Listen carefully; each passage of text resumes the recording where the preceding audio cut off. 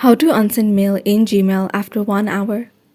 Hello guys, this is Sarah from Create Login and Delete. Let's get started.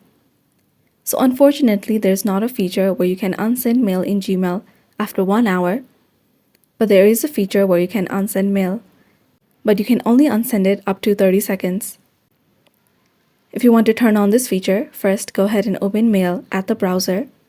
Make sure that you are on the desktop site. You can do this by clicking on the three dots and then making sure that the desktop site is ticked on.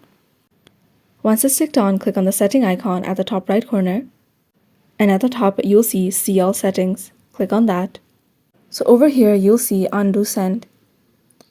So there's the send cancellation period, and right now it's at 5 seconds.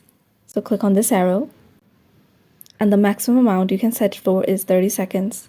So now when you send a mail, you can still click the undo button and your mail won't be sent. But this undo button will only be available up to 30 seconds after you have sent the mail. If you click on undo within these 30 seconds, then your mail won't be sent. Thanks for watching till the end, and don't forget to like, share, and subscribe.